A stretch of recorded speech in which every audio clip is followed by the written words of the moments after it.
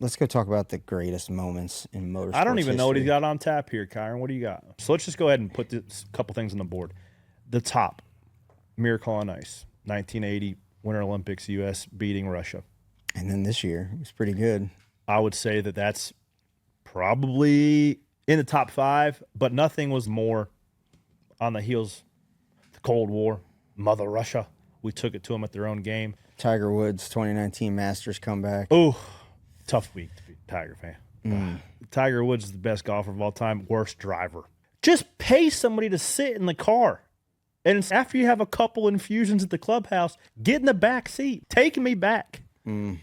Yeah, sure, I get your back's broke, legs broke, Just eyes goes to popping show- out of your head around springs. Hey, it just goes to show everybody thinks that all the money in the world will solve your problems. They got problems too. They're just people fighting battles. But I would put Dale Earnhardt fine just because of the culmination of how many times he had lost it, how hard it was to win, and then finally winning it. Obviously, you have to fast forward a couple years to him tragically dying in that race to put a bow on all of that to understand it. I think some of this stuff we're still a little too close to the fire on, right? I agree. I think the question really is, does NASCAR's best moments rank in the top 5 to 10 of all-time American well, sports obviously, moments? I mean, this is I'm I gonna would say say hell yes. I'd say hell yeah. I'm going to say Cole Trickle's Daytona 500 win ranks in the top 10. That's a fictional event. What's your favorite Indy 500 finish?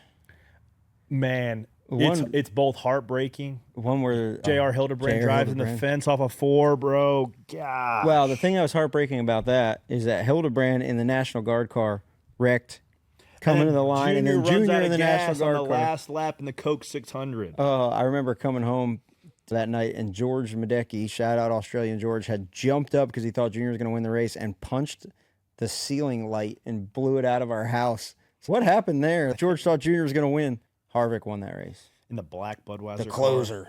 Yeah, that's where he started to get it from. I mean, what boxes does it have to check? I think it has to just bring goosebumps and fill you with just American pride. I think one of the Overcoming greatest, adversity. I think one of the greatest moments when you look at it would be Junior going back to Daytona and winning after his dad passed away. For sure. I think I put that above 1998. And selfishly, because 2011 Tony Stewart's drive. No offense to beat Carl Edwards, I know it's sensitive. Yeah, don't talk about my guy. But zooming out, It was a hell of a drive. that's where the playoffs came from. When you just look at motorsports as a whole that day, what Tony Stewart did, the adversity and everything, that was his hell of a playoff moment. run from start to finish there was incredible. It wasn't great in the middle.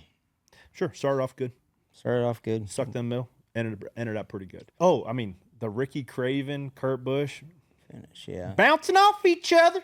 We can stack all these up, whether it be Kevin Harvick coming 3 races after Earnhardt passes away. Who, Yeah, one in was it Atlanta. Jeff Gordon? Yeah, Yeah. it was Jeff Gordon. Yep.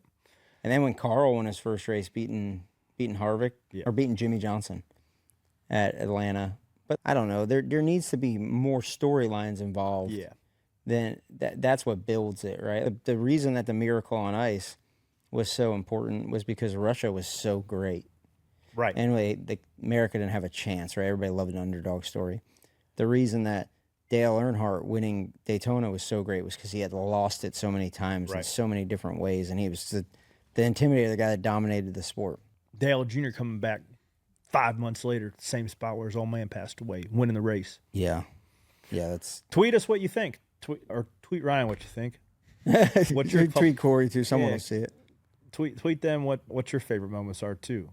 I would say that 2 NASCAR moments should rank. There should be nothing that ranks from an F1 race in. Well, in since the Senna American. era, like this, when you watch the Senna documentary, what he did at Brazil with no power, no third gear or something.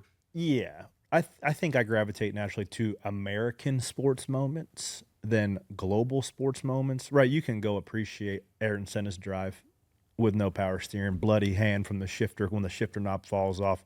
But if you go, Who's building that thing? What are they doing? yeah, not a very good welder of the steering column either, buddy. You need to figure that out. You went there. You watch an F1 race from the 70s or 80s, and they're racing in the parking lot of the Caesar's Palace. There's not in the Meadowlands in the parking lot. That's IndyCar. That was IndyCar. IndyCar had no, some, F1 race there too. IndyCar I'm had pretty some badass racetracks back in the day. Okay, we're just gonna make a racetrack on this airport. Shut it down for a day or two. Yeah, Bring it back. Bring it back. Now they're Roger. going to do one Right in at the front, White House. Right, front house lawn. We're going to have an MMA fight going on in the background. Race going on around the White House. Trump might get the beast out and be the pace car. A lot of stuff going on. But yeah, what is great? What define greatness? Like obviously, the stakes, the emotion, but the backstory is what builds. Does it it all. galvanize the community? Did you watch practice and qualifying on FS1 of the trucks the other day?